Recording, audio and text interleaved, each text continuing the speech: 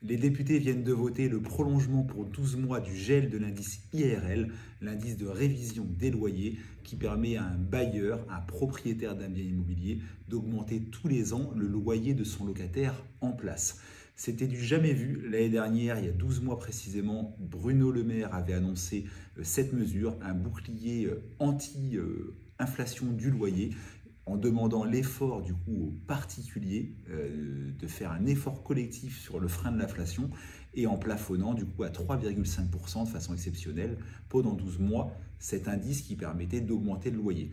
Et du coup, je ne sais pas si c'est un revirement de situation ou autre, mais les députés viennent de voter dans la nuit du 30 mai au 1er juin le prolongement pour 12 mois supplémentaires. Il y a eu 259 voix pour la mesure et 93 contre. Alors je vais être très concret pour que vous compreniez. Le loyer moyen en France, les chiffres internet le disent avec l'INSEE, c'est 723 €. Un plafond à 3,5% de l'IRL a permis dans l'année qui vient de passer à un propriétaire bailleur d'augmenter son loyer de 25 €. Si le plafonnement de Bruno Le Maire n'avait pas été mis en place, le même indice aurait monté de 5,9% parce que c'est lié au prix et à la consommation, et l'augmentation du loyer, elle aurait pu être de 43%, donc quasiment du double. Donc on comprend bien l'idée, et l'idée elle est salutaire, de faire en sorte que le loyer pour les locataires n'augmente pas trop, mais en face d'un locataire, il y a forcément un propriétaire dont lui les charges augmentent et ne sont en aucun cas gelées. Par exemple la taxe foncière qui a augmenté, explosé pour certains propriétaires en 2023. Donc cette mesure elle fait pour moi un grand débat avec d'un côté forcément l'aspect propriétaire qui ne la comprend pas parce que ses charges augmentent, assurance, propriétaire non occupant, taxe foncière, ça explose même dans certains cas. Et d'un côté, bien sûr, le locataire qui se réjouit d'avoir un loyer qui ne va pas trop augmenter, et ça se comprend évidemment. La vraie question, c'est est-ce que c'est à l'investisseur privé ou est-ce que c'est à l'État de lutter contre l'inflation? J'ai mon petit avis là-dessus, mais je serais curieux d'avoir votre avis en commentaire sur le sujet.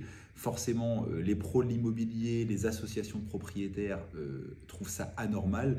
Les associations de locataires auraient voulu aller même beaucoup plus loin en mettant en place un gel des loyers. Mais encore une fois, on parle du parc immobilier privé.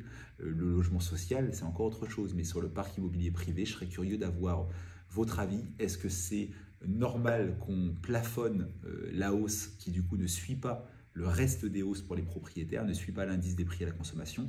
Est-ce qu'on devrait au contraire carrément geler les loyers même dans le parc privé et donc qui appartiennent à des bailleurs investisseurs qui ont des charges, des crédits à rembourser, etc.